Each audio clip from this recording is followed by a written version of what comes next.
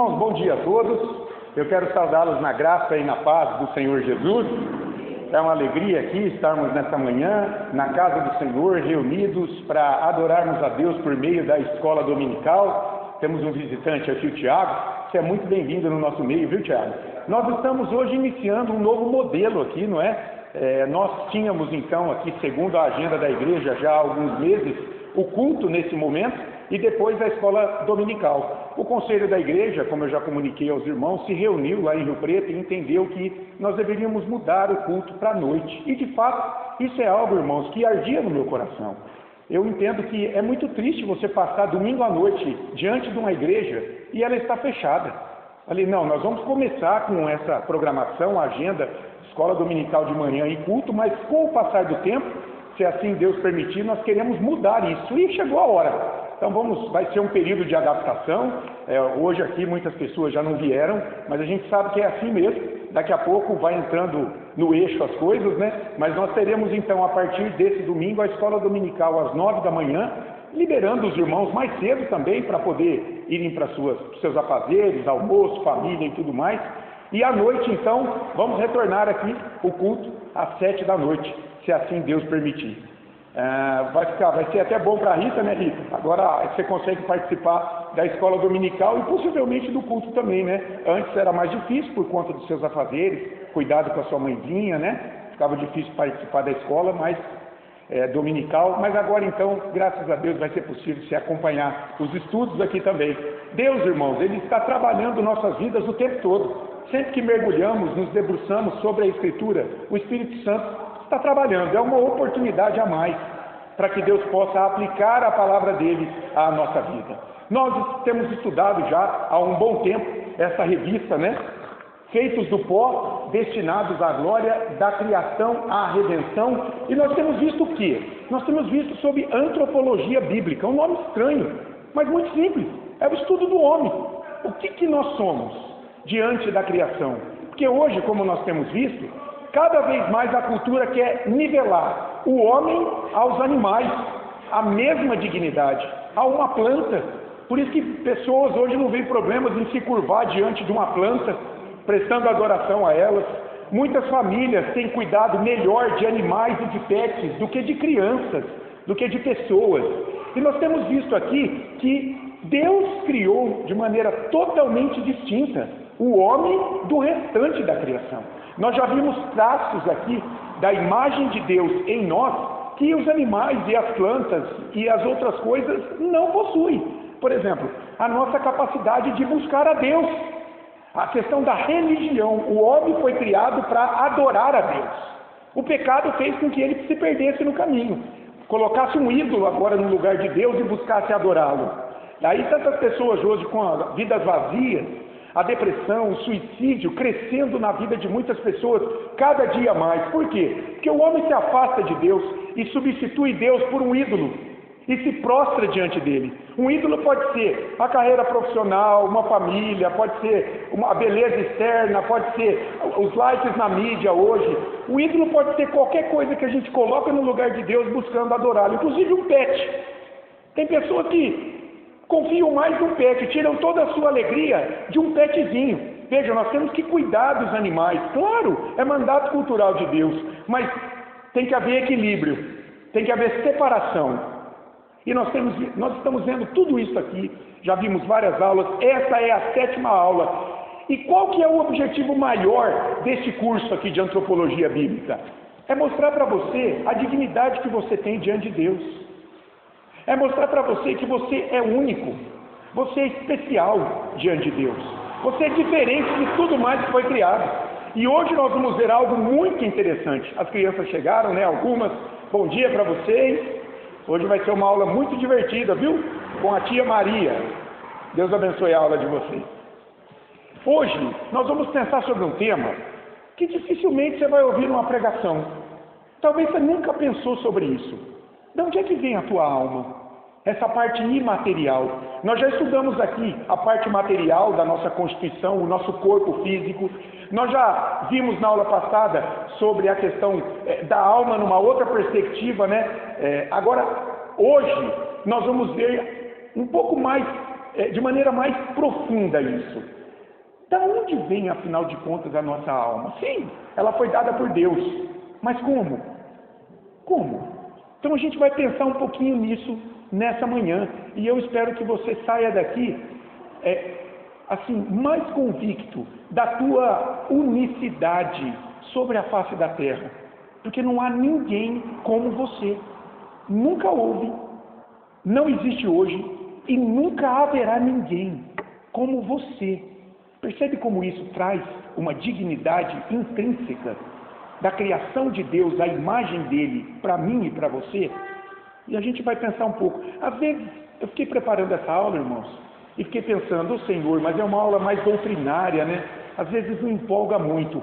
Mas veja, se a Bíblia fala sobre a alma, e a gente já viu que alma e espírito são palavras intercambiáveis no Novo Testamento, na Bíblia, na verdade, se ela aborda esse tema, é importante.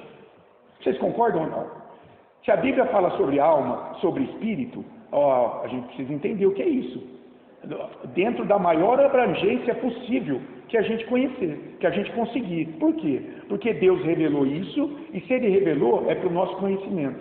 É uma oportunidade, como eu disse, para o Espírito Santo esclarecer, fortalecer a nossa fé e nos ajudar, por exemplo, irmão, já fazendo uma aplicação aqui do estudo, em momentos do dia em que estivermos mal. Nem todo dia a gente está bem. Tem gente que fala que o crente não desanima, o crente não tem depressão, o crente não fica doente. A Bíblia não mostra nada disso para a gente. Nós somos feitos de carne e osso. O pecado nos manchou, nos deprime. Tem dia que a gente está mais feliz, mais alegre. Upa, hoje eu estou com o Senhor. Tem dia que a gente está lá embaixo, rastejando. E a gente precisa da graça de Deus nesse dia. E é nesse momento que, por exemplo, o Espírito Santo pode aplicar um ensino desse aqui.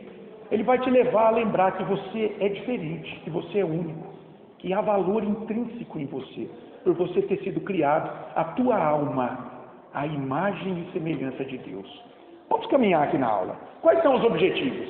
Primeiro, conhecer algumas teorias que a igreja vem discutindo ao longo do tempo. Esse tema não é novo.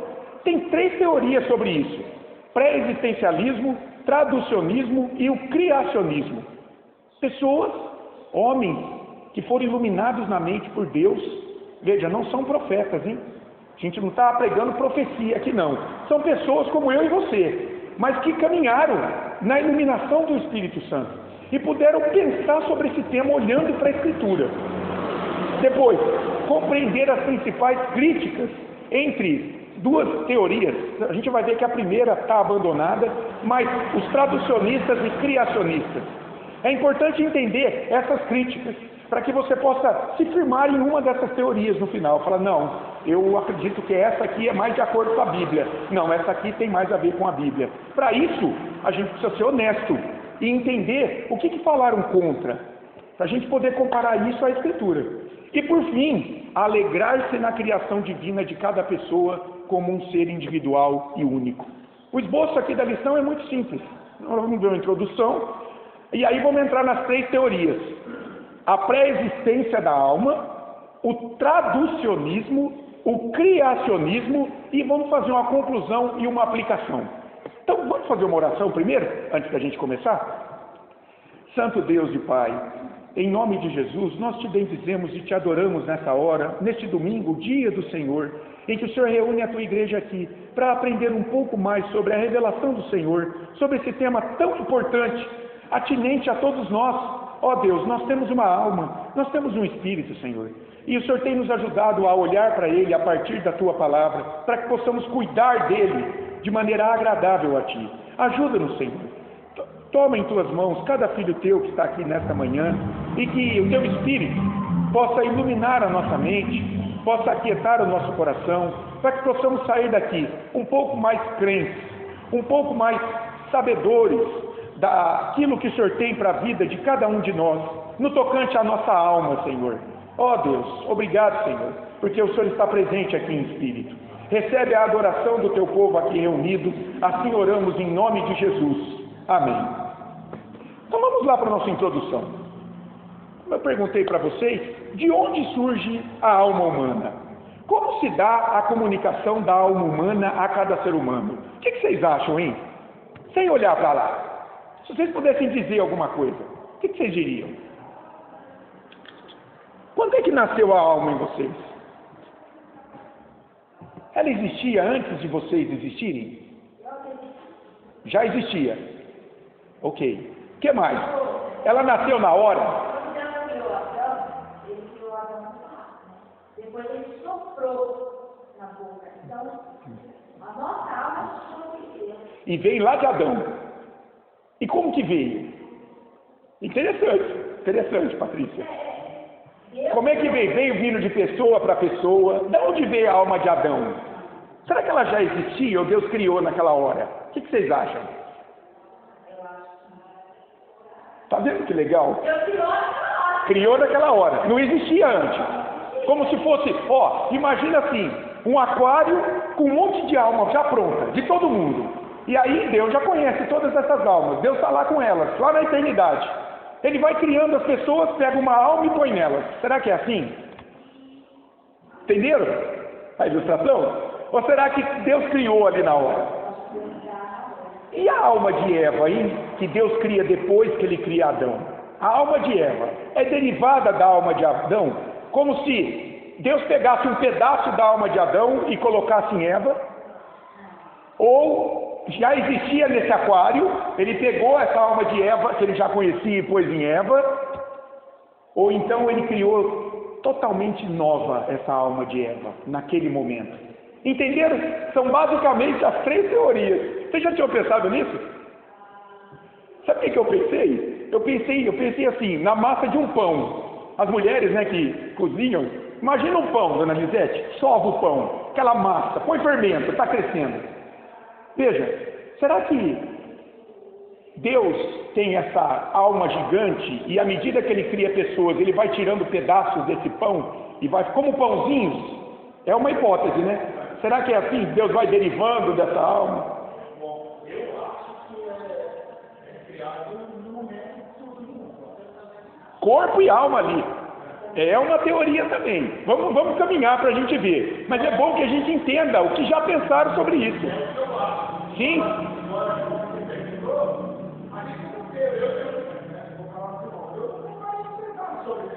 Olha que legal. Olha que legal. Vocês vão sair daqui mais sábios então, não é? Vamos caminhar então, Olha só, Platão, aquele filósofo grego, né? Que foi discípulo de Sócrates e foi o mentor de Aristóteles, ele cria na pré-existência da alma. Esse filósofo lá do passado. Então ele achava que as almas existiam lá na eternidade com Deus. Aristóteles não. Aristóteles já ia para o criacionismo, que Deus criava corpo e alma ali, naquele momento. Vamos ver o texto de Isaías 42:5. Abra sua Bíblia lá em Isaías 42:5. Vamos ver. Vamos para a Bíblia, gente. A gente é o povo da Bíblia. Isaías 42:5. Olha o que diz o texto.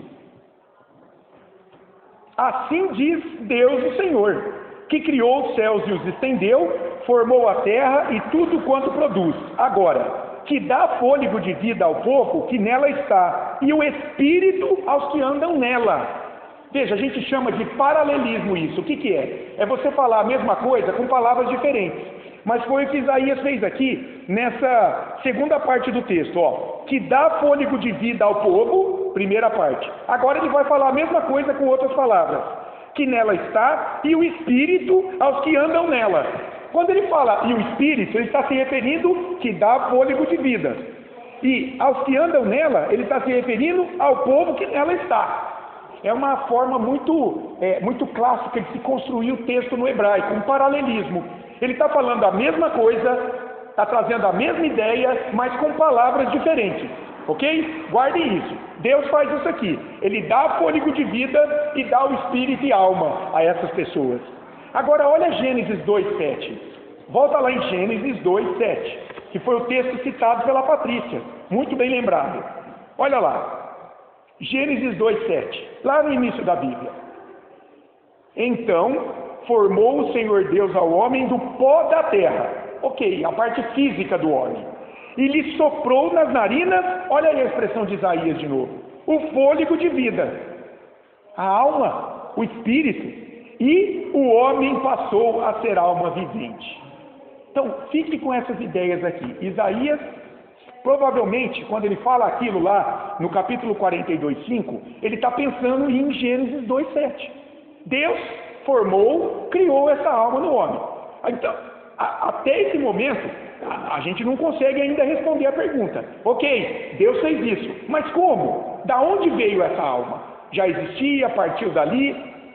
O que é importante a gente entender logo no início dessa aula? Nós precisamos ser honestos com a Bíblia. O cristão reformado, o cristão bíblico, onde a Bíblia silencia, ele não fica especulando. Isso é perigoso. É por isso que tem muita heresia. Já se disse que a Bíblia é a mãe de todas as heresias. Por quê? Não é que ela tem heresia, mas é que os homens, muitas vezes, se aproximam dela querendo especular aquilo que Deus não revelou claramente.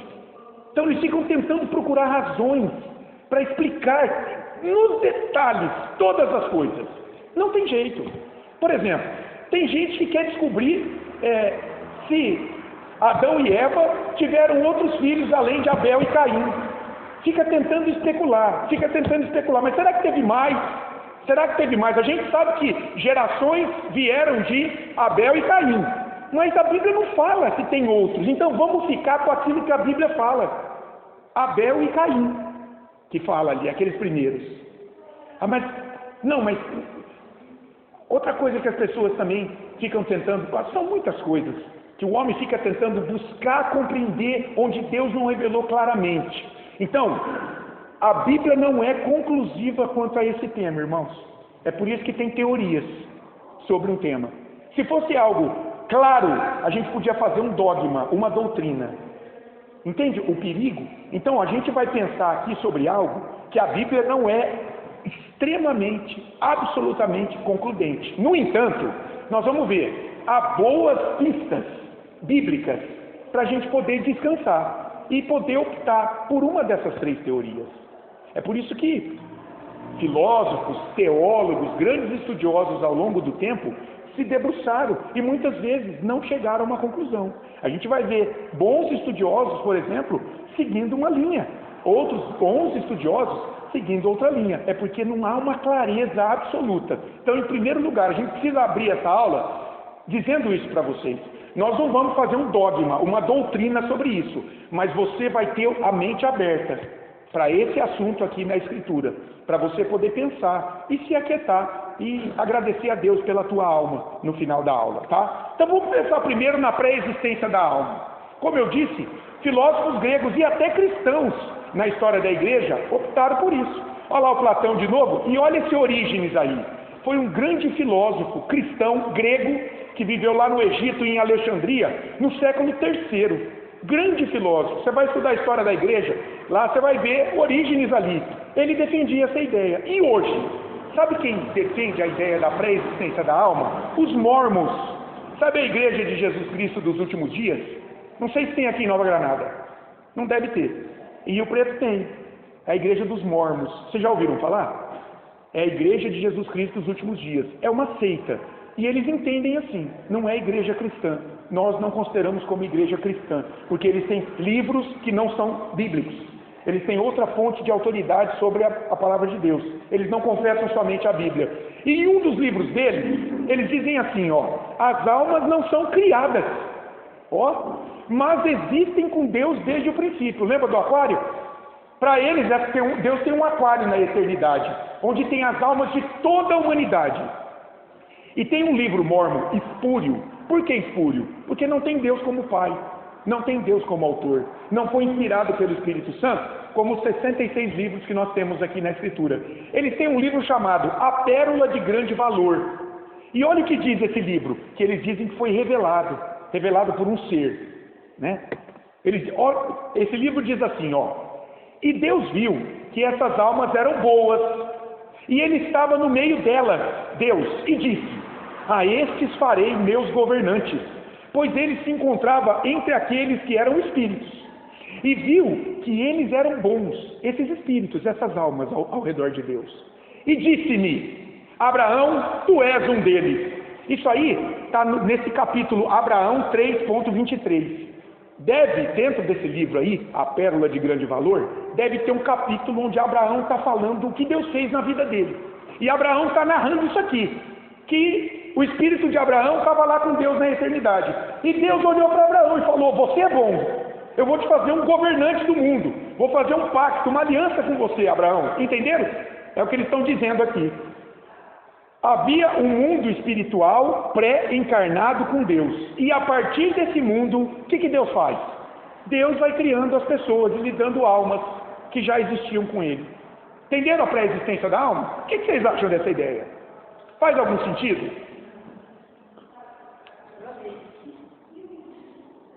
Será que os mormons estariam certos hoje? É meio estranho isso, não é? Até porque os seus livros sagrados não têm o mesmo valor da Escritura.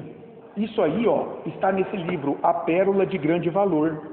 Eles colocam ao lado da Bíblia como tendo o mesmo status de autoridade que a Escritura, como muitas seitas fazem, como muitos profetisas e profetas são levantados hoje, trazendo, por exemplo, uma nova palavra, uma nova revelação e dizendo, tem o mesmo valor da Escritura.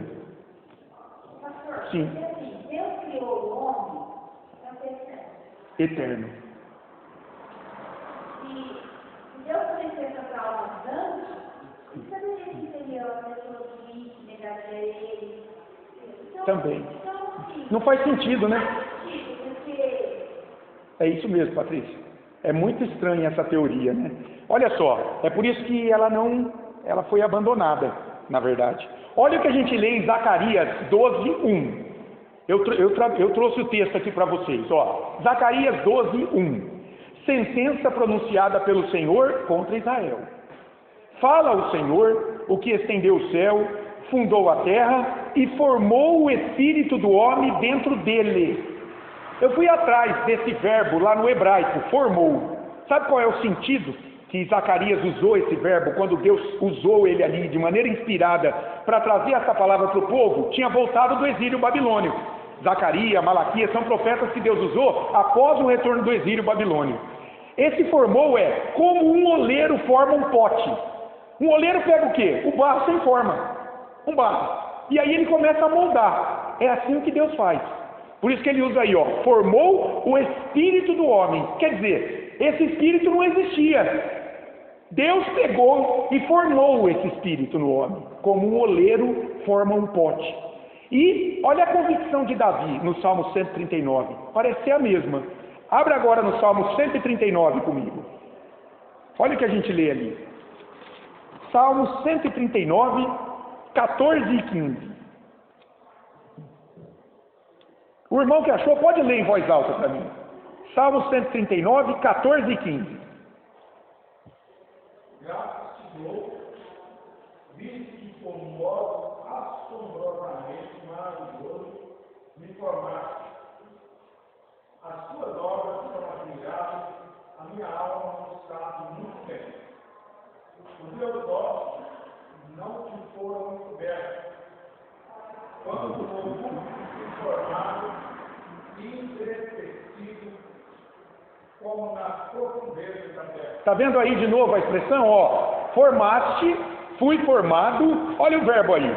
A mesma ideia de Deus formando corpo e alma ao mesmo tempo, como em Gênesis 2:7, como falou a Sabrina, como falou outros irmãos aqui. Formaste ao mesmo tempo algo que não tinha, e Deus formou. Davi tinha essa consciência. Ele não existia, nem corpo, nem alma. E ele está dizendo, tu me formaste, fui formado. E nós vimos na semana passada, pensando naquela questão, lembra? Será que o homem é corpo, alma e espírito? Ou ele é corpo, alma e espírito, mesma coisa? Ou ele, corpo, alma e espírito como três coisas diferentes. Lembra a tricotomia? São coisas separadas dentro de nós? Corpo, alma e espírito. Ou corpo, alma ou espírito, como nós temos uma parte material, corpo físico, e de outro lado, quando a Bíblia fala em corpo ou alma, são as mesmas palavras, tanto no hebraico quanto no grego, nós vimos aqui.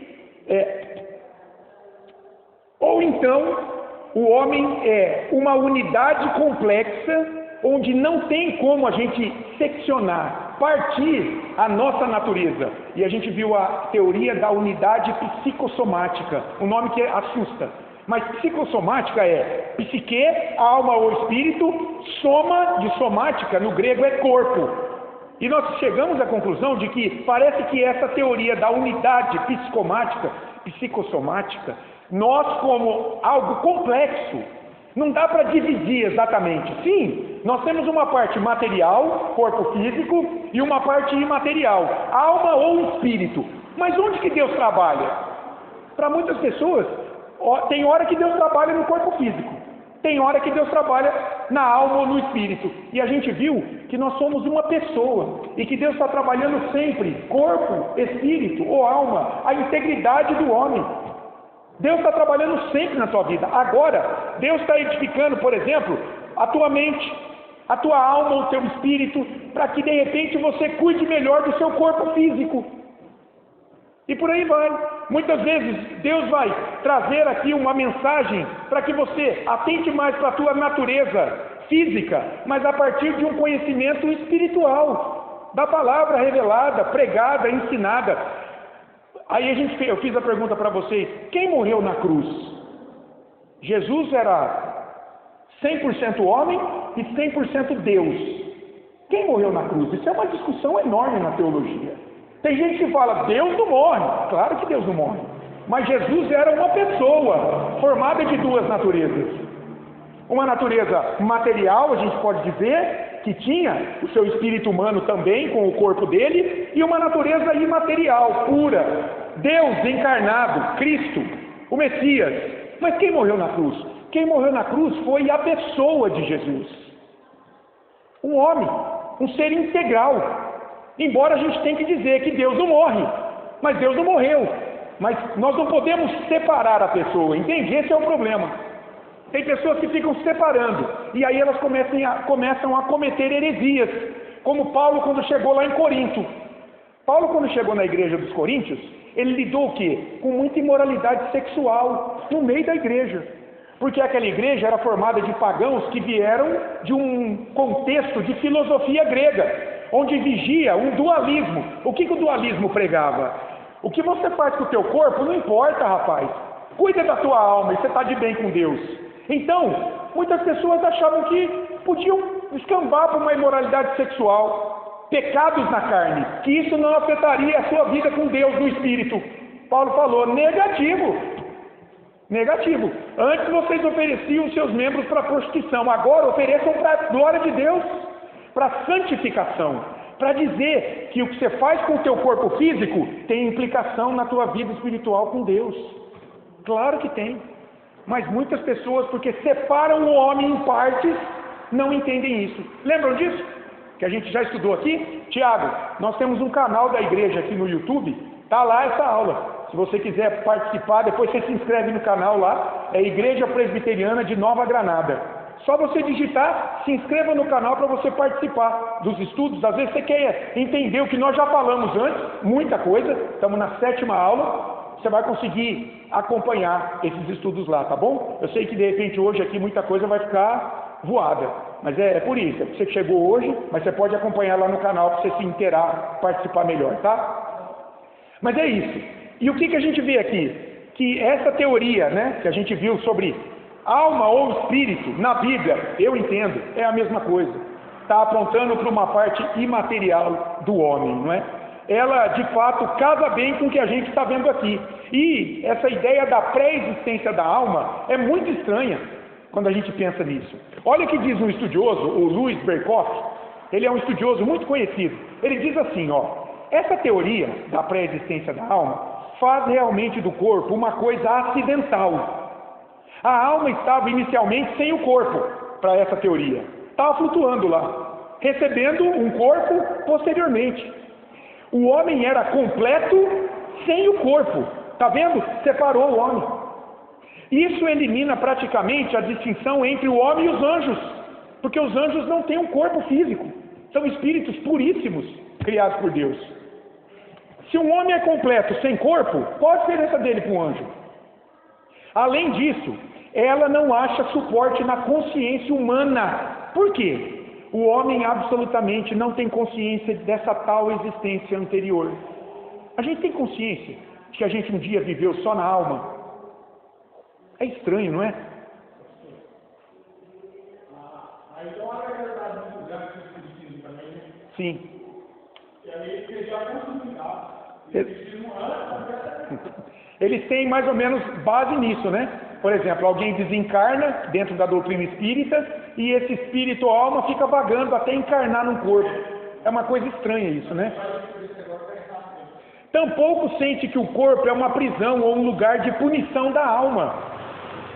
As pessoas que são dualistas, que elas dão mais valor no espírito ou alma do que no corpo físico, elas normalmente entendem assim: o corpo, a matéria é ruim, o que é bom é a parte espiritual. Então, o espírito, quando está em um corpo, ele está aprisionado e ele precisa se libertar desse corpo. Isso também tem base reencarnacionista dentro da doutrina espírita, né? Eles entendem que o que vale é a alma, que vai, à medida que ela vai reencarnando, ela vai purificando do seu karma, da sua sujeira espiritual. Mas veja, Deus não ressuscitou o corpo de Jesus? Então o corpo físico é importante, né? Jesus está em corpo ao lado do Pai. Ele está lá, é num corpo glorificado, semelhante ao que ele tinha, mas é um corpo, é diferente, mas é um corpo físico que foi ressuscitado e que foi assunto ao céu, visto pelos homens. E Deus promete ressuscitar esse teu corpo aí, ó. Nós não sabemos os detalhes de como vai ser isso. Mas Paulo fala muito claramente lá aos Coríntios, de que em 2 Tessalonicenses, que o nosso corpo será ressuscitado também. Então, nós não desprezamos o corpo. Ele não é a prisão da alma. Ele e a alma são uma coisa complexa diante de Deus, que Deus quer redimir do pecado. Tanto o corpo quanto a alma são importantes. De fato, ele teme a separação de corpo e alma como uma coisa antinatural. O que é a morte? Senão a separação do corpo físico, da alma ou do espírito. Isso é alma. Você vai num velório, está lá o corpo físico. Você pode relar nele, furar, derrubar ele no chão, do jeito que ele cair, ele fica. Não tem mais o princípio de vida, o fôlego de vida, que animava aquele corpo físico. Isso é algo antinatural para a gente. Deus não nos criou para isso, como você disse, mas para vivermos eternamente. Irmãos, biblicamente, cada pessoa se inicia com a concepção e não existia antes disso. O que é a concepção? Quando um espermatozoide penetra um óvulo, fecunda, dá origem a uma célula chamada zigoto. Esse zigoto, isso acontece lá nas trompas de Falópio, ao lado do útero da mulher. Depois esse zigoto desce para o útero e se fixa na parede do útero. Começa a gravidez. Ali começa a gestação de uma nova vida. Ali, veja, já há uma pessoa, a gente entende. Ali já existe vida. Ali já é protegida a vida. Ali já tem uma alma. A gente vai ver isso um pouco mais. É por isso que essa teoria da pré-existência da alma está superada. Ela praticamente só é seguida por heréticos, que têm não somente a Bíblia, mas outros livros como fonte de revelação de Deus. Aí sim, como a gente viu os mormons lá naquele livro, A Pérola de Grande Valor. Eles vão crer, porque eles olham para aquela revelação e eles dizem, não, foi Deus que falou isso aqui. Entenderam? Agora eu fico pensando, né? Será que eles não comparam aquele livro com a Escritura, que não fala nada disso? Então você começa a perceber como é pernicioso o ensino de seitas. Realmente é muito perigoso, desconsidera a Bíblia totalmente. Eles dizem que eles têm carinho, amam a palavra de Deus, mas eles seguem, são outros livros, outras profetisas, Ellen White, Joseph Smith, e tudo, e por aí vai, Rutherford. Então, para a existência da alma, alguma dúvida? Alguma coisa? Deu para entender? É estranho, né? Agora vamos para uma que essa é mais animada, essa é mais simpática. O traducionismo. A palavra é difícil, né? Mas, vem do latim, traducere. ou traducere, que significa transmitir. Então, qual é a ideia principal? Aqui fica interessante, hein? Vai causar dúvida. Já vou avisando. A alma humana, segundo eles, é transmitida de pai para filho, por geração natural, juntamente com o corpo físico, no momento da concepção. Ok. Então, papai e a mamãe têm relação, acontece de haver o espermatozoide fecunda um óvulo, pronto, gera o zigoto, fixa na parede do útero, corpo, alma, começa ali. Segundo os traducionistas, ali foi transmitida por geração natural a alma. Olha Gênesis 2:7. Deus sopra uma única vez a alma em Adão, eles dizem. Lembra que você falou? Deus criou Adão, primeira alma. Deus soprou o fôlego de vida. Eles diziam assim: Deus fez isso de maneira primária, originária, uma vez só, lá em Adão. Depois de Adão, a humanidade se reproduziu por geração natural. Ó, é interessante, hein, essa teoria. Depois de Adão, a alma de Eva já vem da alma de Adão, de alguma forma. Porque Deus cria de maneira originária só a alma de Adão.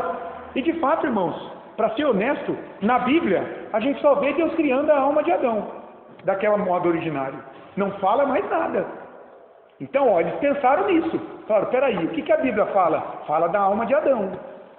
A conexão com Adão, então, para eles, é mais do que física. Nós somos descendentes mais do que da carne dos nossos primeiros pais, Adão e Eva. Não, nós somos também espiritualmente. E é por isso, eles dizem, que a gente herdou a culpa e o pecado de Adão. Porque nós descendemos espiritualmente dele também. E ele era o nosso representante federal diante de Deus. Adão era o cabeça da humanidade ali diante de Deus.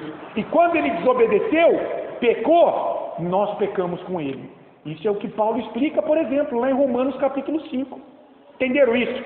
É importante entender isso. Tudo bem até aqui? Então vamos lá, ó. Quem que seguia essa grande pessoa? Pais da igreja. Lá, logo depois que viveram depois dos apóstolos. Tertuliano, no século III. Gregório de Nissa, no século IV. Grandes cabeções da igreja, da teologia, que moldaram o cristianismo ali, crescente, estava começando, os apóstolos já haviam morrido, eles pegaram os ensinos dos apóstolos, todos os livros inspirados, e começaram a pensar, a trabalhar as doutrinas bíblicas, a conduzir a igreja. Eles ensinaram isso lá para a igreja naqueles dias. Mas não só, olha aí, Lutero, Melanchthon, que foi amigo de Lutero. Então, o próprio Martim Lutero, que foi o pai da reforma protestante lá no século XVI, aquele que Deus usou para se levantar contra aquela igreja católica medieval, cheia de misticismo, cheia de penitência para ganhar salvação e tudo mais. Deus usou esse homem no século XVI para reformar a fé, para trazer a igreja para a Bíblia novamente. Ele olhou para a Bíblia nesse tema e ele entendeu que, olha, é isso mesmo. Então a igreja luterana hoje, ela abraça essa teoria. Ainda hoje, a igreja cristã, a igreja luterana é uma igreja cristã, abraça o traducionismo. Ou seja, a alma vem por geração natural, ao longo das famílias. Papai, mamãe, lá Deus usa para trazer tanto um novo corpo físico, como uma nova alma. Pastor, atenção, é interessante a sua explicação, mas quando fala que o homem casa com a mulher, Sim. ele fala que é um só corpo, Uma só carne. carne. São uma unidade. Uma unidade, unificação. Muito bem, E Patrícia. aí o filho é o fruto, é a semente. Será que filho de peixe, peixinho é? Não é?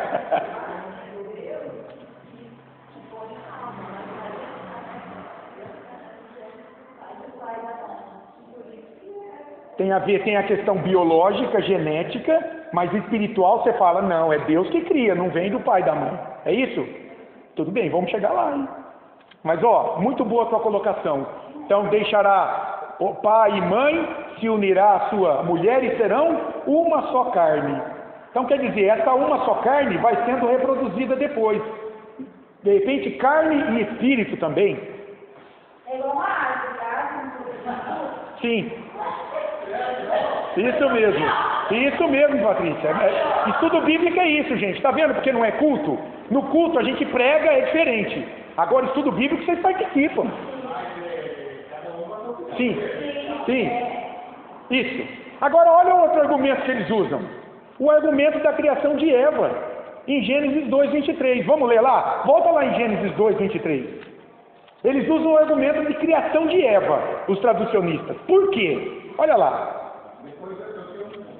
Vamos lá, Laís. Pode falar. Parece muito correto, mas parece que também tem um perigo de uma ideia do... Tem um nome que ele fala que quando a família vem de pecado, ele pega alma e alma. A maldição hereditária. Quer dizer, eu peco hoje porque meu pai pecou. Eu estou mal hoje porque meu pai... Não. Parece que parece muito correto, mas ela também é perigosa, parece. Ressoa, né, aí. Parece que ela não pecou. É isso aí, Laís, bem lembrado. Mas a gente tem a ideia do hereditário, que é muito perigoso. Se ficar firme aí, vai ter mais dificuldade para rejeitar o hereditário. Isso. Por exemplo, eu posso me ver como inocente do meu pecado. Não, eu sou assim porque meu pai era. É por isso que eu sou assim. Será que isso é bíblico? Nada disso. Muito bem, Laís. Olha como é que é legal o estudo. Vamos lá. Olha como esse tema é legal, gente. Caim e Abel. Sim. Caim matou Abel. Sim. Um era ruim, o outro Sim. não era bom. Isso. E aí, como é que explica, né? Também. Vamos chegar lá. Mas olha o argumento que os traducionistas usam sobre a criação de Eva. Lê para mim alguém. Gênesis 2:23.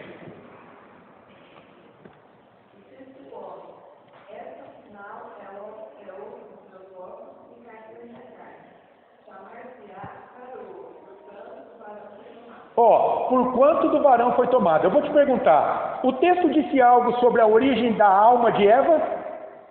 Fala alguma coisa? Tá vendo? O que eles dizem? Eva foi criada a partir de Adão.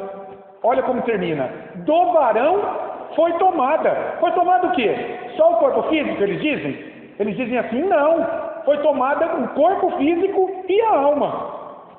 Adão já existia. Está lá em Gênesis 2:18. Ele já estava pronto.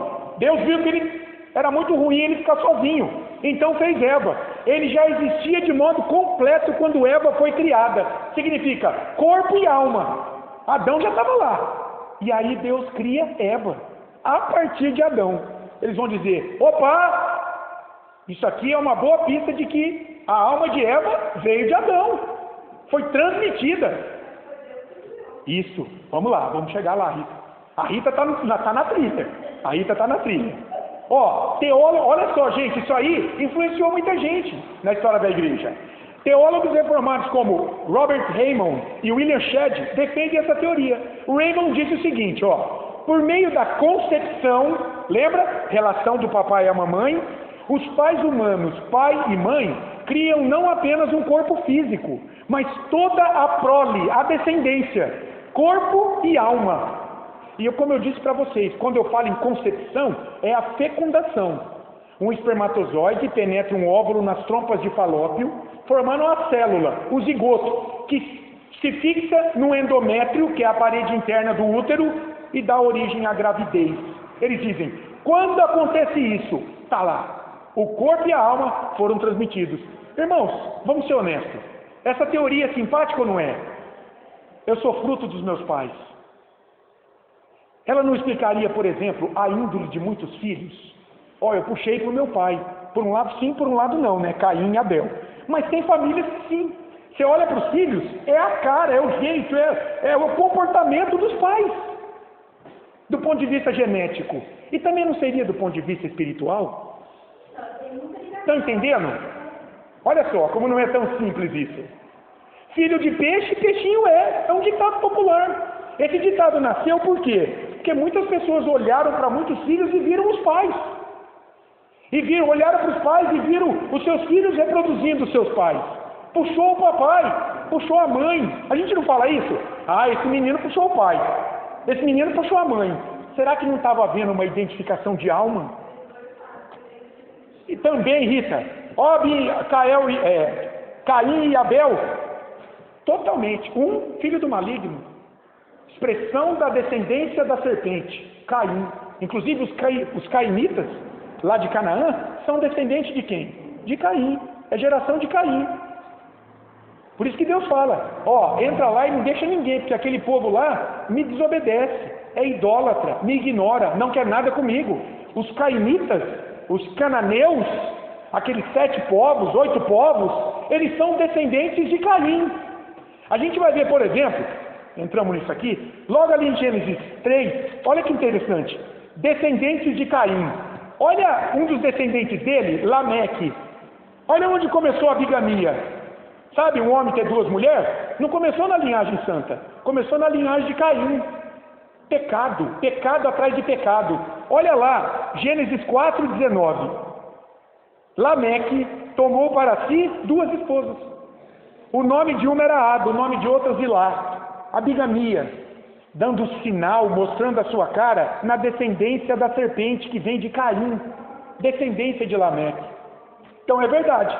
Nem sempre, né? Filho de peixe, peixinho é. Adão, Eva ali se arrependeram do pecado, buscaram compromisso com Deus. Abel seguiu a trilha, Abel era um adorador. Mas Caim não. Então, mas é simpática, né? Parece que é mais atraente do que a da pré-existência da alma, não é? Mas, irmãos, ela traz muitos problemas. Muitos. E o pior deles está na área cristológica. Olha só, eu pensei em algumas coisas, Como a alma de Adão se divide e chega até a minha vida? Como que essa alma se divide? Minha alma é um pedaço da dele? Ou é semelhante à dele, mas inteiramente nova na sua substância? Será que dá para dividir a substância de uma alma e transmiti-la para a sua descendência? Como é que Deus trata a alma de Adão que ele criou de maneira primária, por exemplo, e transmitiu para Eva? Segundo os traducionistas, pegou um pedaço, como aquela massa do pão que eu falei, tirou um pedaço da alma de Adão, e até hoje ele faz isso. Eita alma grande, hein? A alma de Adão, e vem trazendo para as pessoas.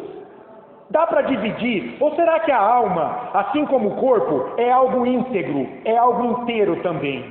Os estudiosos começaram a pensar nisso. Defensores dessa teoria dizem que Deus... Olha que interessante esse argumento. Algumas pessoas, olhando para essa teoria aqui do traducionismo, de transmissão da alma de Adão, eles disseram o seguinte, Deus completou a sua obra criadora no 6º dia. É verdade. Deus criou todas as coisas em 6 dias. Descansou no 7º.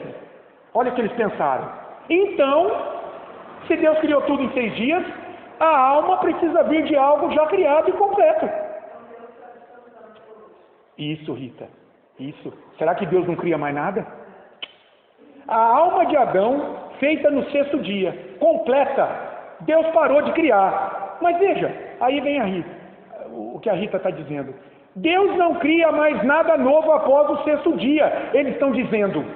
Aí a Rita reproduziu algo que um teólogo chamado Joel Bick, um americano, pensou. Ele pensou assim, peraí, Deus encerrou sua obra de criação no 6º dia de novos tipos de criaturas.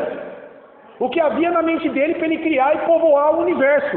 Ele encerrou isso no 6º dia, nos primeiros 6 dias. Mas isso não significa que ele não realize mais obras sobrenaturais, criando coisas hoje. Então Deus descansou da sua obra de criação no 6º dia, das coisas novas, de todas as criaturas. O homem não tem uma outra espécie de humanidade. É por isso que eu não creio em alien. Tem gente que crê em alien. Eu não creio em alien. A Bíblia não dá base para ufologia. Por quê? Porque Jesus é o mediador da raça humana. Jesus não foi enviado para salvar um marciano, um extraterrestre. A Bíblia não fala nada disso, gente. É uma piração. É o homem, querendo vasculhar aquilo que Deus não revela. Deus criou as coisas, as novas criaturas,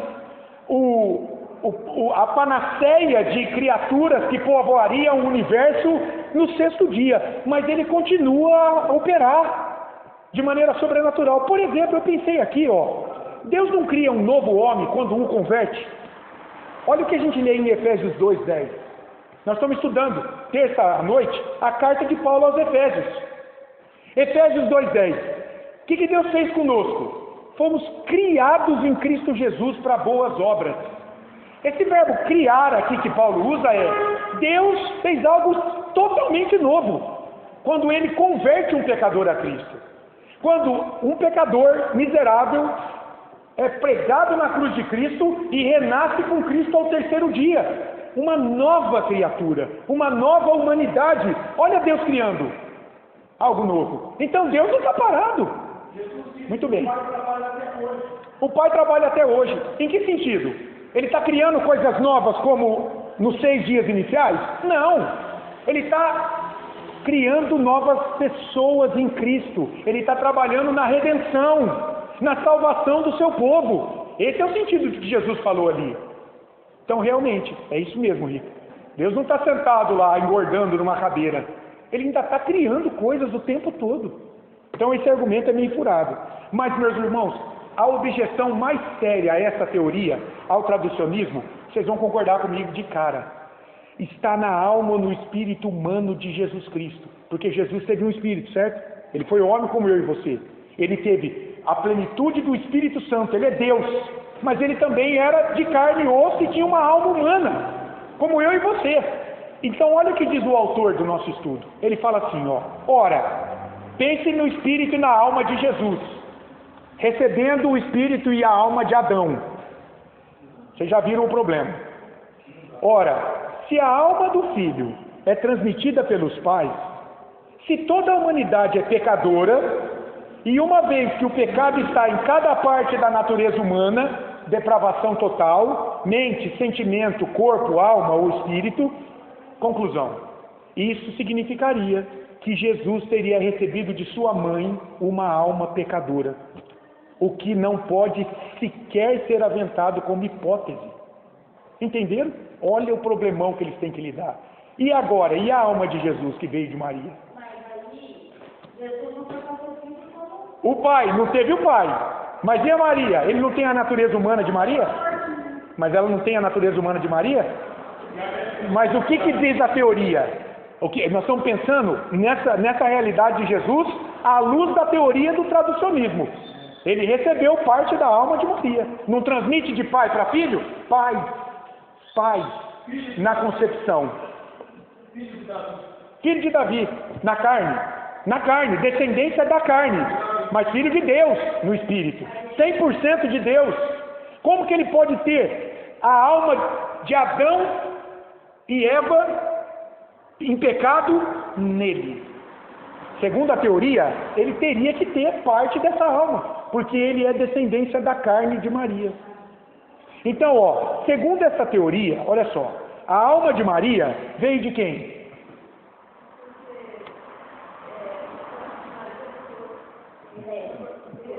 Exato. A alma de Maria veio de quem? Segundo essa teoria, dos seus pais, dos pais de Maria, que por sua vez receberam as suas almas de quem? Lá no começo da história, de Adão e Eva, não é?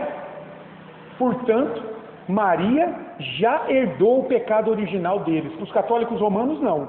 Talvez procurando salvar a natureza de Jesus. Eles pensaram nisso. Que eles têm a Imaculada Conceição, né? Eles falam, não, Maria não teve pecado original. Isso não está na Bíblia. É uma doutrina que eles criaram. Mas não está na Escritura. Maria herdou o pecado original. Tanto é que quando o anjo diz que ela será a mãe do Filho de Deus, ela louva a Deus com um cântico, o Magnificar, e ela diz, ela reconhece que ela mesma precisa de salvação. Obrigado, Senhor, porque vai nascer o Salvador, o meu. Opa, se ela necessita de Salvador é porque ela nasceu em pecado. Não, nós vimos, né, na última aula.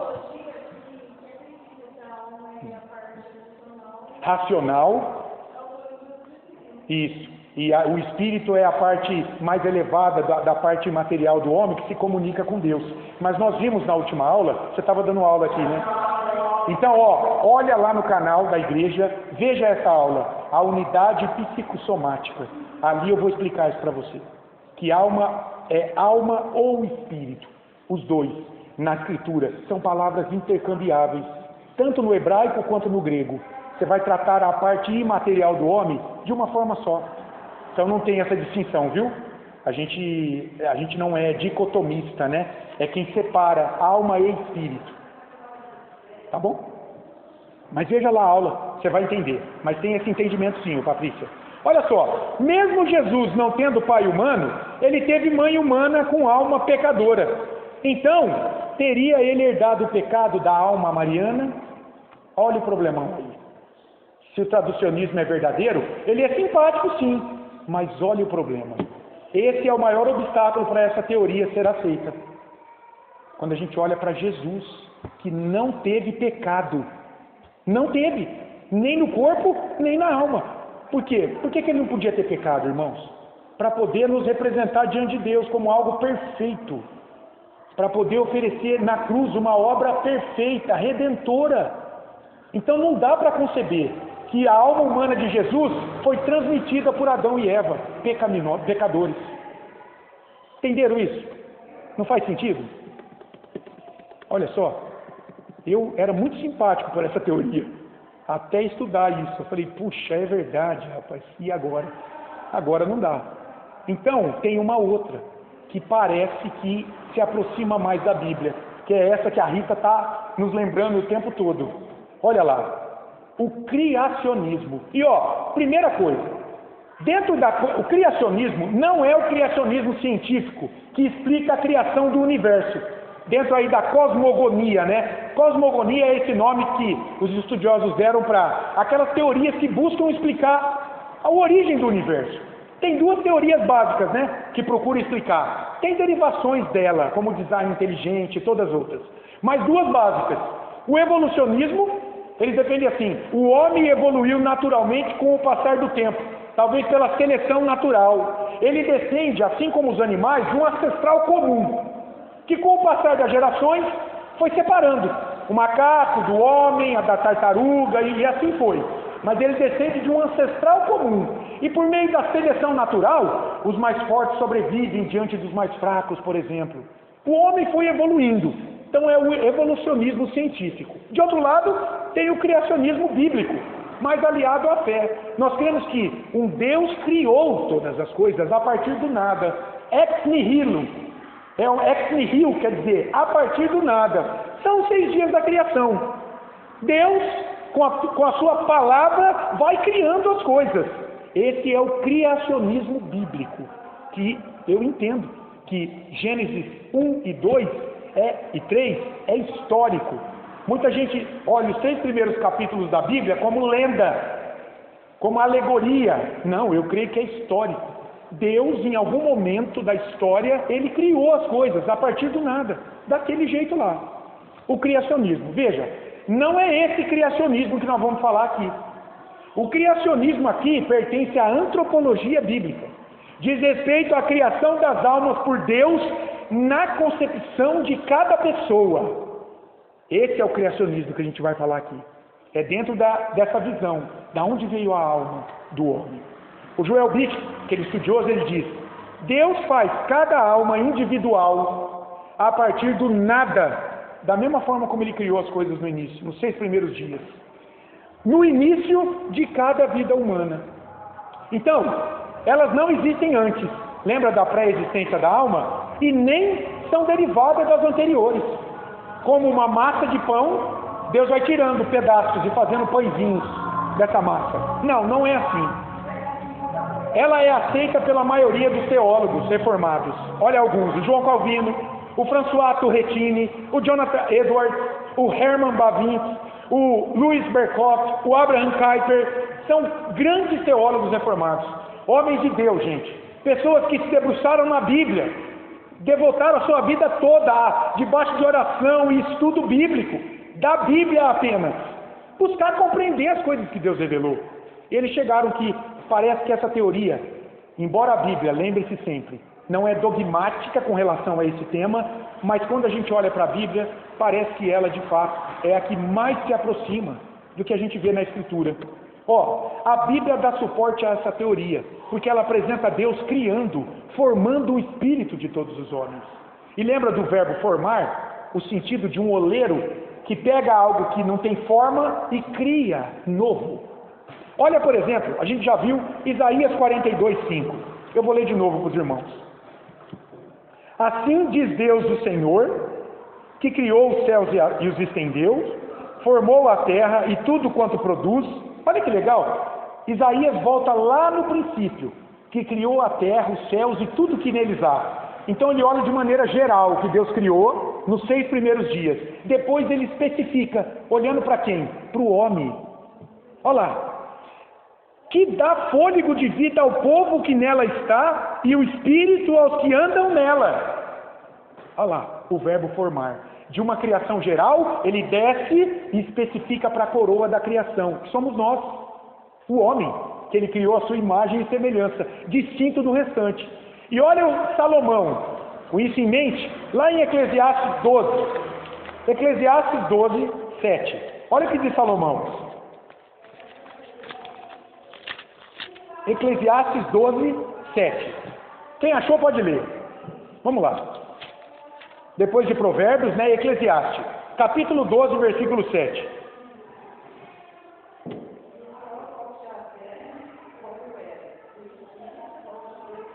Ó, e o espírito volte a Deus que o deu. Aqui parece que Deus dá o espírito individualmente a cada homem e ele volta a Deus. Lembra quando Jesus está na cruz? Quando ele dá o brado, ele diz: Senhor, ó Pai, a ti entrego o meu. Veio dele. Jesus devolveu para ele o espírito. Interessante, né? Não vai ficar vagando, esperando reencarnar num outro corpo. Vai voltar para Deus. Olha Hebreus 12, 9, irmãos. Hebreus 12, 9. Olha o escritor dos Hebreus. Ele diz assim: além disso, tínhamos os nossos pais segundo a carne, que nos corrigiam e os respeitávamos. Aqui o escritor está falando da disciplina de Deus sobre o seu povo. Ele está comparando com a disciplina dos pais dos seus filhos. Não havemos de estar em muito maior submissão ao Pai espiritual, e então viveremos? Quer dizer, meu pai espiritual não é Adão e Eva. Meu pai espiritual absoluto é Deus, diante do qual eu devo obediência, reverência, servidão.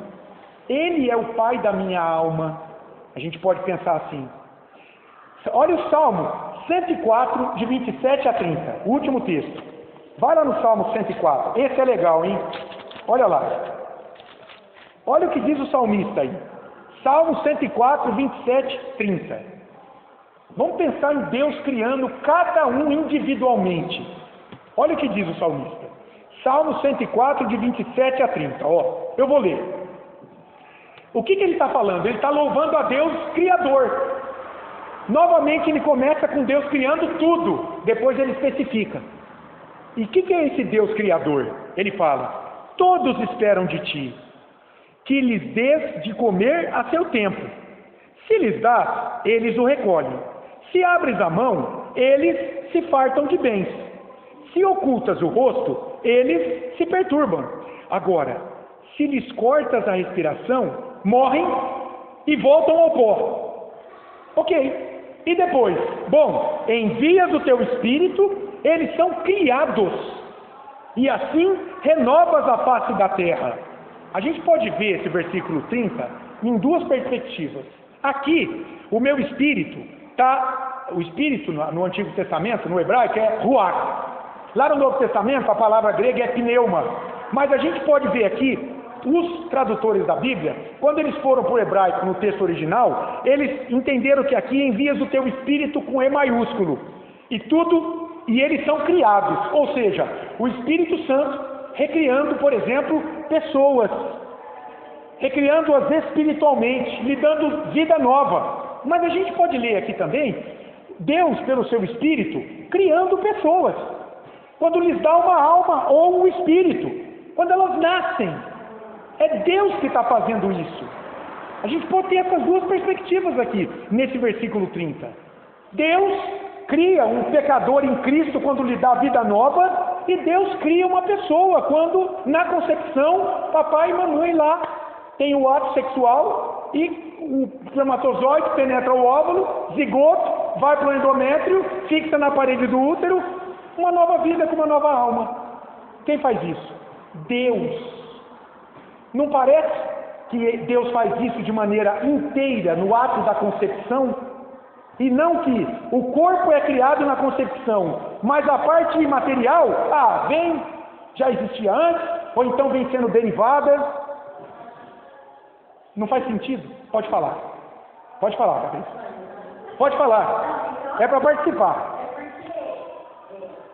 Quando Adão pecou, a gente já nasce com pecado. Nós recebemos dele. Então, esse pecado que a gente recebe é da parte da... É da parte do... esse pecado que a gente recebe dele, a gente vai ver aqui agora no próximo slide. Ele é imputado a nós. É diferente. Ele não vem herdado de maneira absoluta, como se Deus não tivesse nada com isso. Não. Deus imputa a nós, acredita a nós o pecado de Adão e Eva. Nós vamos ver agora. Isso. Não. Porque senão a gente estaria defendendo o traducionismo, como herdado dele. Eles vão falar, mas tem o pecado de Adão e Eva, como é que vem até mim? Se Deus cria algo novo. Então Deus cria uma alma pecadora? Olha o problema aí. Entendeu? Agora a gente vai ver isso. Olha como é complexo, irmãos. Então, olha lá, é a pergunta. Ora, então Deus cria diretamente almas pecadoras? Porque como é que o pecado de Adão e Eva chega até mim? Se ele não é herdado. A gente não diz que a gente herda a corrupção e a culpa de Adão e Eva? Mas se o traducionismo está errado, então peraí. O criacionismo, então eu tenho que entender que Deus criou uma alma pecadora. Entenderam? Olha aí um questionamento do criacionismo. Nós temos que ser honestos, dos dois lados. Será que esse é um problema da teoria do criacionismo? Nós vamos fazer Deus alguém que cria uma alma pecadora? De onde vem o pecado na alma humana? Esse é o ponto. Olha só como não é tão simples. Agora, você vê, vocês vão sair mais sábios daqui. Agora a gente tem que entender isso. Olha só. A culpa e a corrupção espiritual de Adão, a desobediência deles diante de Deus, não são transmitidas em absoluto por geração natural, desde Adão aos homens, mas são imputadas. Esse verbo é importante na Bíblia, esse conceito de imputação de pecado e de culpa, creditadas de maneira judicial por Deus aos homens. Porque, irmãos, Deus tem uma lei para nós obedecermos. Deu a Adão e Eva, deu a nós, deu a toda a humanidade. Em pecado, nós não obedecemos a lei.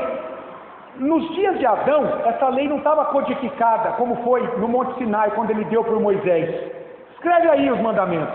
Mas já havia uma lei verbal. Adão, você está no jardim. Você pode comer de tudo, Adão. Desfruta de tudo. Até da árvore da vida que está lá no centro. Mas da árvore do conhecimento do bem e do mal, não come não. Porque do dia em que dela comeres, certamente morrerás. Estão entendendo? Imagina Deus no tribunal, atrás da sua mesa, falando com Adão. Ele deu a lei verbal. E o que Adão fez? Quebrou a lei quando desobedeceu e comeu do fruto. As pessoas ficam discutindo se é pera, maçã, morango. A Bíblia não fala disso. Está vendo outro problema? Tem gente que fala, não, mas você não é uma maçã. Meu caro, o problema não é esse. O problema é a desobediência da ordem de Deus. Esse é o problema ali. E eles desobedeceram. Quebraram a lei. O que Deus falou? Certamente morrerá. Ó a sentença. Deus tem uma lei. Ele está no tribunal como juiz agora sobre a humanidade. Quem quebra a lei é condenado à morte. Morte eterna. Jesus vem para cumprir a lei no nosso lugar. Por isso que nós precisamos de Cristo. Ele é perfeito e cumpriu a lei. Ele recebeu a condenação da lei em nosso lugar. A Jesus foram imputados, creditados, a minha e a tua culpa. Jesus recebeu a imputação da nossa culpa na cruz. Para quê? Para que nós não fôssemos condenados. Para que Deus agora não imputasse mais a corrupção do pecado de Adão a mim e a você. Entenderam isso? Jesus recebe a imputação. A Ele Deus acredita, derrama o cálice da sua ira no meu e do teu pecado. É preciso entender isso aqui. Olha só, Paulo vai falar disso lá em Romanos 5, de 12 a 21. Lá ele fala assim, ó, que Deus imputa o pecado de Adão à humanidade. Não tem nada a ver com transmissão da alma dele, pecadora dele. Não! Deus cria uma alma, do nada. E aí ele pega essa alma e faz o quê? Imputa, acredita o pecado lá dos nossos primeiros pais. Então Deus não cria uma alma pecadora. Deus cria uma alma nova. E daí ele pega e imputa, é um conceito técnico no Novo Testamento. Acredita a corrupção de Adão em nós. Por quê? Porque ele era o nosso representante federal no início da raça humana. Quando ele pecou, nós pecamos. Eu tentei trazer uma ilustração aqui. Olha lá. Deus olha para cada nova vida e ele pensa assim: você é da mesma família humana de Adão e Eva. Você não é um cachorro. Um cachorro não tem pecado imputado. Uma árvore não tem. Você é da mesma família humana de Adão e Eva, que me desobedeceu.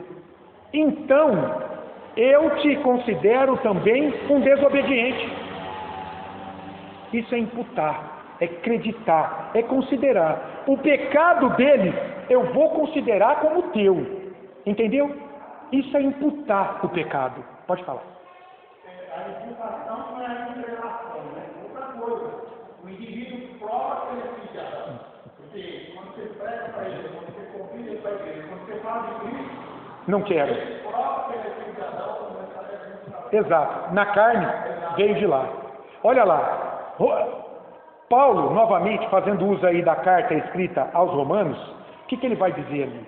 Que Deus satisfez a sua justiça punitiva contra os pecados humanos, ao ter imputado esses pecados na vida do seu povo, em quem? Em Cristo, o mediador, para salvá-los da condenação da sua lei em seu tribunal. Vocês entenderam essa questão do tribunal? A Bíblia apresenta Deus como um juiz, irmãos, que está irado pelo pecado. Olha Romanos 1,18. A ira de Deus se revela do céu contra toda impiedade e perversão dos homens, que detêm a verdade pela injustiça. Deus está irado do céu contra a humanidade que quebra a sua lei. Ele está no tribunal. E no retorno de Cristo, a humanidade inteira vai estar diante do tribunal de Deus. Aqueles que não foram justificados de seus pecados pela fé, pelo sangue em Jesus, serão condenados a um tormento eterno, por ter quebrado a lei de Deus. Adão lá, no início, antes da promessa de Gênesis 3,15, de que ele enviaria um descendente da mulher que esmagaria a cabeça da serpente. É Jesus, o descendente final de Abraão, cumprindo Gênesis 3,15, pelo seu povo. No dia do juízo, parte da humanidade condenada, e a outra parte, salva, justificada. Por quê? Porque teve seus pecados, a sua culpa, a sua corrupção, condenada na cruz de Cristo. Quando criam nele como Senhor e Salvador. A Bíblia, as pessoas dizem, Deus é amor, não vai condenar ninguém. E é lindo, que bom se fosse assim. Mas você pensa nisso? Coitadinho, você está sendo ingênuo demais, rapaz. Deus é amor, mas é justiça também. E você acha que ele vai deixar todo o sofrimento do filho dele passar em vão? Que pai suportaria isso? Em ver um filho estraçalhado do jeito que foi Jesus, por miseráveis como nós, sem fazer nada com aqueles, como disse o Alaídes, que chamados a se arrepender e a crer em Cristo, viram as costas. Tamanha ingratidão, cegueira espiritual. Deus não vai revelar isso de jeito, não vai relevar isso de jeito nenhum. Se ele fizer isso, ele é o homem, ele é o Deus mais injusto da história toda. Ele não vai fazer isso com o seu filho de jeito nenhum. Então, irmãos, isso é a doutrina da dupla imputação de pecados. Por que dupla imputação? Porque o que é a justificação? A justificação eu coloquei aí, um ato soberano, é Deus que faz. Não tem nada a ver com o que eu faço ou você faz. Deus decide nos considerar inocente em Cristo. É um ato soberano e judicial de Deus. Por que judicial? Tem que entender isso. Porque Deus deu uma lei à humanidade, como um juiz soberano para que ela o obedeça. Então é um ato judicial de Deus, que ele faz o quê? Ele declara. Veja que legal. Por que ele declara? Porque não depende do que nós fazemos. É um ato declaratório, voluntário de Deus. Ele declara, porque ele é Deus. Ele declara inocente o pecador. Quando? Não é que ele faz vista grossa do pecado, de jeito nenhum. senão ele seria um Deus injusto. Ele falou para Adão, se você me desobedecer, você vai morrer. Então, quando ele salva alguém, ele não está fazendo vista grossa do nosso pecado. Ele faz o quê? Ele imputa os pecados desse que ele declarou inocente em Cristo. E de outro lado, ele imputa a justiça de Cristo ao pecador, declarando-o justo. Ou seja, alguém que agora vive de maneira agradável diante dele, vive obedecendo a sua lei. Pelo que ele faz? Não, pelo que Cristo fez no lugar dele, ao obedecer a lei. Isso é o Evangelho. Qualquer coisa fora disso não tem nada a ver com o Evangelho. O que é o Evangelho? É Jesus morrendo na cruz pelos meus pecados, recebendo a imputação dos meus pecados, que Deus imputou à minha alma quando me criou, como descendência de Adão. Olha as coisas conectadas. Agora Deus pega esses pecados e coloca em Jesus. Pega a perfeição de Jesus e coloca sobre a minha vida, por graça, favor imerecido, sem eu merecer, sem você merecer. Paulo fala isso lá em 2 Coríntios 5, 21. Eu vou ler. 2 Coríntios 5, 21. Olha o que Paulo fala. Ele está falando da reconciliação que Deus fez em Cristo diante do pecador. E ele encerra assim, ó, o capítulo 5. Aquele que não conheceu o pecado, ou aquele aqui, o pronome, está se referindo a quem? Quem que não teve pecado? Jesus.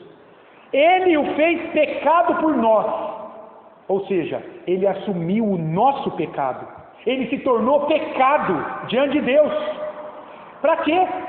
Para que nele fôssemos feitos justiça de Deus. Deus justiçou a sua ira pelo nosso pecado em Cristo. E agora ele nos declara justos diante dele. Isso é o Evangelho. Qualquer pessoa tem condição de pregar isso para uma pessoa aí, não é? O Evangelho, irmão, não é milagre. O Evangelho não é bênção sem fim. O Evangelho não é ser próspero nessa vida. O Evangelho é você não ser mais condenado pelos teus pecados diante de Deus, porque o teu Senhor foi condenado no teu lugar. Ele recebeu a pena. Não há maior graça que um pecador possa receber na sua vida. A partir disso, o Espírito Santo vai te levar, meu irmão, a ser vitorioso sempre, diante de Deus e diante dos homens. Mesmo quando você estiver andando com um chinelo furado, sem emprego, doente, o Espírito Santo vai estar ali te consolando, te fortalecendo, enxugando a lágrima. Você é filho de Deus. Você foi reconciliado com o Deus Todo-Poderoso. Ao céu eterno. Nós vamos ver hoje à noite, se assim Deus permitir. A fé de Abraão, que é a nossa fé, nos torna herdeiros do mundo, de um mundo vindouro. E tem pessoas que ficam correndo atrás de coisinhas desse mundo caído, quando Deus promete em Cristo o mundo inteiro que Ele criou. Nós vamos ver isso hoje à noite. Tiago, você está convidado. 7 horas da noite, nós estamos pregando aqui a carta de Paulo aos Romanos, de maneira sequencial. Vem aqui, se junte a nós, receber uma palavra abençoada de Deus, viu? Que coisa grandiosa, irmãos. E as pessoas correm atrás de migalhas. Então, irmãos, Deus cria individualmente cada alma e imputa a elas o pecado de Adão, considerando-a culpada e corrompida diante de si. Deus não cria uma alma pecadora. Ele cria uma alma e a considera pecadora. É diferente. Isso não é injusto? Muitas pessoas vão pensar, por que isso não é injusto? Às vezes, irmãos, a gente rebaixa Deus a uma condição humana. O Wilson falou isso, né, aquele dia. Isso também é uma espécie de idolatria. Quando a gente rebaixa a glória de Deus, a santidade de Deus, à condição humana. Quando a gente faz isso? Quando a gente olha para alguém que é incrédulo, a gente olha para um incrédulo que às vezes tem mais obras do que nós. A gente olha para um incrédulo que não tem Cristo como seu Senhor e Salvador, e a gente diz assim, o quê? Como é que Deus pode condenar fulaninho? Olha quanto bem ele faz. E eu te pergunto, quanto bem aos olhos de quem? Aos olhos dos homens. Porque aos olhos de Deus, a Bíblia diz que o sacrifício do incrédulo é algo abominável a Deus. Por quê? Porque ele está confiando na boa obra dele para ser aceito por Deus. E quando ele faz isso, ele desconsidera que obra? A cruz de Cristo. Isso é abominável diante de um pai que sacrificou o seu filho para nos salvar. Olha, entendeu a gravidade disso? O homem rebaixa os padrões de justiça e de bondade de Deus a um conceito humano. Eu acho que ele é bom, ele é melhor do que eu, então se Deus condena ele, Deus não é justo. Que coisa terrível isso. Então, preste atenção nisso. Não é injusto Deus salvar um e não salvar outro. Porque todo homem nasce sem crédito algum diante de Deus. Por quê? Porque ele nasce com os pecados de Adão imputados a ele, creditados a ele. E se ele não for alcançado pela graça de Deus em Cristo, ele é um miserável, pecador, ele é rebelde diante de Deus, ele vai ser condenado pelos seus pecados. Ninguém tem crédito diante de Deus. Esse é um princípio da Bíblia. Ninguém nasce bom, irmão. Também ninguém nasce ateu. Tem gente que fala, não, o homem nasce ateu, depois o homem, ele nasce ateu já. Não, Paulo vai dizer em Romanos capítulo 1, que Deus se revela na consciência e na criação geral a todas as pessoas, não só na sua lei. É por isso que você vai num povo isolado, no meio do mato, e ele tem sacrifícios espirituais para agradar os espíritos que eles chamam de Deus. Por quê? Porque a ideia de um Deus já está nele. Ninguém nasce ateu. O homem, ele vai colocando ídolos no lugar do Deus verdadeiro ao longo da sua vida e vai se tornando com o coração endurecido cada vez mais. Que coisa impressionante. Paulo vai explicar isso lá em Romanos capítulo 1, de 18 a 32, quando fala do gentio, daquele que não foi revelado à lei de Deus. Ele vai falar, o gentio, ele tem conhecimento de Deus. Deus se revelou na consciência dele, nas coisas criadas, mas ele suprime Deus e ele coloca um ídolo no lugar. Ele vai ser condenado pela lei de Deus, mesmo sem conhecê-la, porque ele é indesculpável diante do Deus que ele conhece. Não é injusto, então, essa questão de Deus imputar o pecado à alma de toda a pessoa, de Deus salvar segundo a sua graça aqueles que ele elege para salvar, porque ninguém tem crédito para ser salvo por si. Ninguém. Herman Bavinck, esse holandês, ele defende o criacionismo como a teoria que mais se aproxima da Bíblia, como explicação para a origem da alma no indivíduo. Ele diz assim, o criacionismo preserva a unidade orgânica. A unidade orgânica de quem? Do homem. E agora, hein? Aqui. A unidade orgânica do homem. Física e moral da humanidade.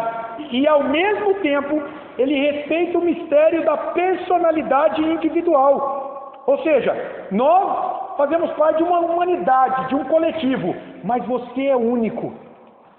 Você é único nessa humanidade. É como uma floresta cheia de árvores, todas diferentes entre si. Exato. Há uma floresta, mas todo mundo é diferente. Não só no DNA, Patrícia, mas na alma. Única. Todo ser humano, ao mesmo tempo em que é membro do corpo da humanidade como um todo, também é uma ideia única de Deus, com significado e destinos eternos. Então daí a gente já pode concluir. A pré-existência, a primeira, não tem base bíblica alguma. É defendida por seitas heréticas. Tem que ser abandonada. Deus tem um aquário de almas lá antes de tudo. Você não acha isso em lugar nenhum, a não ser nos livros espúrios, né? Nesses livros que não são inspirados por Deus. O traducionismo, a segunda, mancha a alma de Jesus com o pecado de Maria. E também não pode ser aceito. Aquela ideia de que há uma transmissão da alma de geração para geração. Não dá. Contudo, agora, com exceção da alma de Adão, por outro lado, a Bíblia não é categórica quanto à origem das demais almas. Então, irmão, esse é aquele tipo de assunto que você não vai brigar com ninguém por aí. Você não vai ficar enfiando goela abaixo. Não, eu sou criacionista, você tem que ser, maldito herético. Não. Porque não dá para fazer dogma, irmão. Embora a gente precisa ser honesto. Não adianta eu subir aqui e tentar enfiar isso como um dogma. Deus falou, é assim, ponto final. Mas vocês perceberam que, à luz dos textos e dos argumentos que vimos, o criacionismo não faz mais sentido com a Bíblia? Então a gente descansa nela. Eu fico com ela também. Onde a Bíblia, esse é um princípio da doutrina reformada, que é honesta com a Bíblia. Onde a Bíblia silencia, devemos usar de cautela com afirmações dogmáticas, doutrinárias, sobre qualquer tema. Você quer ver outro tema? Que as pessoas brigam, dividem igreja, dividem denominação, separam irmãos. São as doutrinas mileniais, lá de Apocalipse capítulo 20. Afinal de contas, o que é o milênio? O que são esses 1000 anos lá de Apocalipse? Esse milênio já está correndo? Eu entendo assim. Não é literal, é uma época, é um período de tempo indefinido que vai da primeira vinda de Cristo até o seu retorno. É o período em que a igreja está sendo provada, está sendo perseguida. Pessoas estão sendo salvas, estão sendo incluídas na igreja. É o milênio. Terminou isso aí, soltou o anticristo, Jesus volta para consumar a história. Acabou. Mas tem gente que entende diferente. Não, esse pré-milênio não começou ainda. Os pré-milenistas. Em algum momento, Jesus vai vir secretamente nas nuvens do céu. É uma vinda que vai ser secreta. Quem vai ser arrebatado? Só a igreja. Então vai ter um primeiro arrebatamento. A igreja vai ser arrebatada. E depois de um período de tempo, aí ele volta com a igreja. Aí o templo vai ser reedificado em Jerusalém. Jesus vai reinar com Israel como nação sobre o mundo. E depois de um tempo, aí ele volta. Agora não só até as nuvens, agora ele vai pisar na terra para consumar. Ok, tem gente que pensa assim. Mas quando eu olho para a Bíblia, Antigo e Novo Testamento, como um livro só, eu não consigo ver isso. Eu acho mais simples a outra ideia. O milênio já está aí, a igreja já está sendo perseguida. Jesus já está reinando. Está reinando por meio de quem? Por meio da igreja. Nós estamos vendo Efésios Paulo explicar isso. Quando você prega o evangelho a alguém e o Espírito Santo atua na vida daquela pessoa, Cristo está dominando os inimigos na vida dela. Está abrindo os olhos para as tentações do diabo ao redor dela. Está dominando o coração caído dela. Agora ela vai crescer espiritualmente cada dia mais diante de Deus, num processo de santidade. Ora, Jesus não está dominando os inimigos dele por meio da igreja hoje? Há um milênio aí. Mas muita gente diz, não, hoje está tudo dominado pelo diabo. Só daqui a um tempo, quando Jesus voltar secretamente, a coisa vai começar a andar. E tem outros que vão além. Fala assim, não, nós cremos que o mundo vai se tornar um mundo perfeito em algum momento. É o pós-milenismo. A humanidade por si mesma, por meio da ciência, por meio do crescimento espiritual, em algum momento ela vai se parecer com Cristo. É a ideia, por exemplo, de muitas seitas, que você vê revistinha apresentando figuras de uma realidade perfeita. Eu acho legal isso. Você olha a foto da divulgação da seita e você vê uma grama verde bonita, um riacho calmo no fundo, um pai e uma mãe num piquenique naquela relva, passarinhos ao redor. Isso está transmitindo que ideia? Um mundo perfeito, talvez o paraíso hoje. Tem gente que fala, isso vai ser visto na Terra. Quando isso acontecer, após esse milênio perfeito, Jesus volta. São os pós-milenistas. É uma ideia geral, tá, irmãos? Sobre o que é cada uma. Mas esse é um tipo de coisa, gente, não vai brigar com ninguém por causa disso. Por quê? Porque a Bíblia não é dogmática também. A gente precisa entender. Não tem um texto dizendo assim, é o amilenista que está certo. É o pré-milenista. Isso foram homens que pensaram lá em Apocalipse 20 e chegaram a essas conclusões. Então não vai brigar com ninguém sobre isso também. Pode falar. Quem quer falar?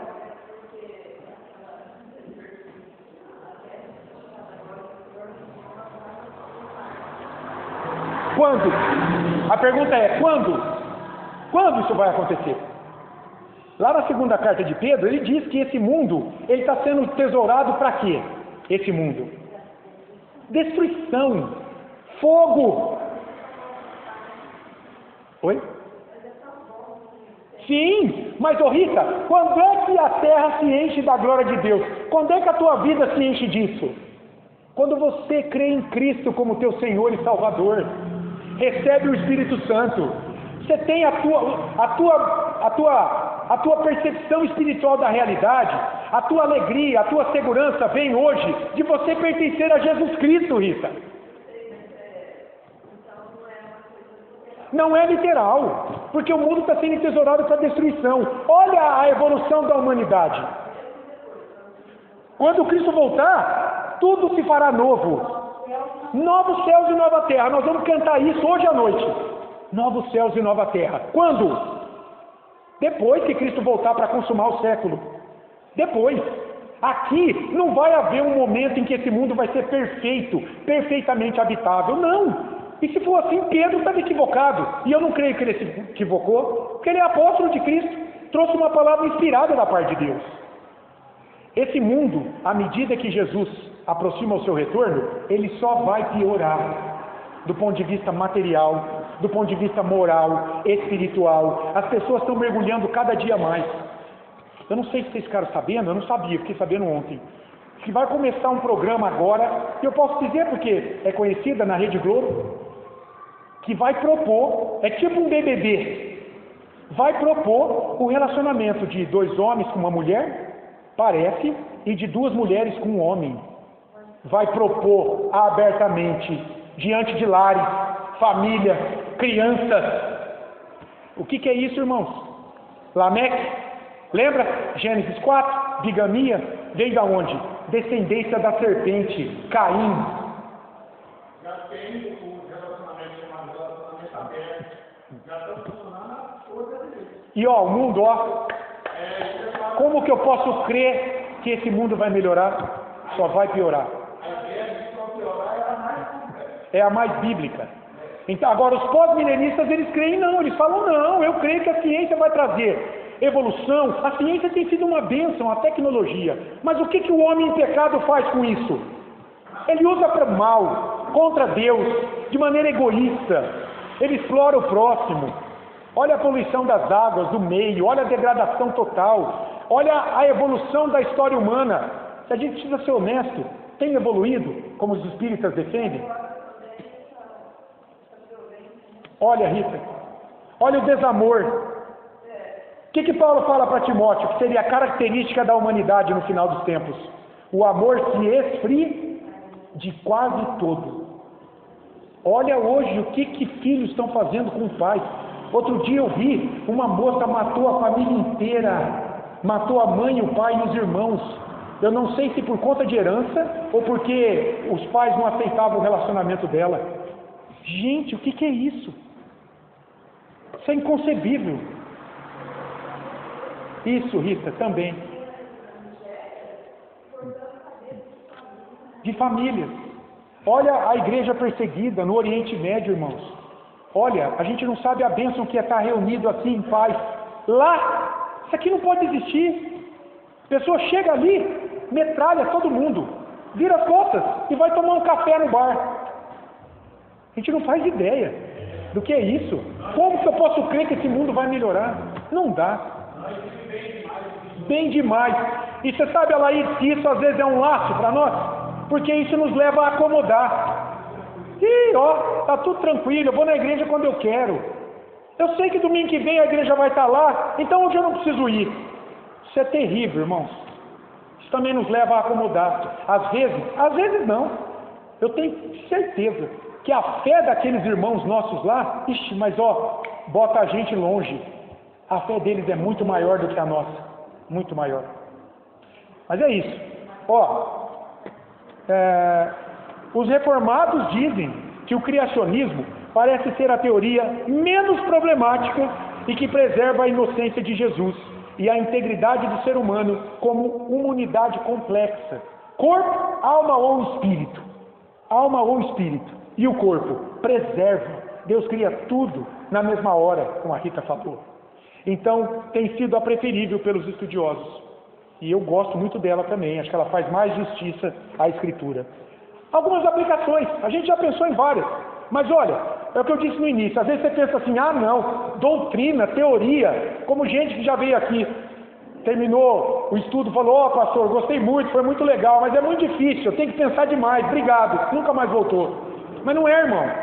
Terrível isso. Deus vai trabalhar na sua vida por meio do conhecimento. Você não é um desmiolado.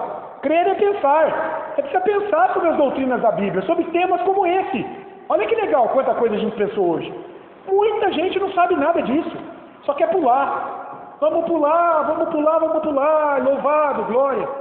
Olha só, como saber que sua alma foi criada individualmente e de maneira única por Deus, influencia o modo como você vive. Traz isso aqui agora para o teu modo de vida. Saber disso. Deus criou você de maneira única, especial, que você não é fruto do acaso. Como que saber isso influencia o teu modo de vida? A gente não pensou, mas o senhor falou isso no começo da aula.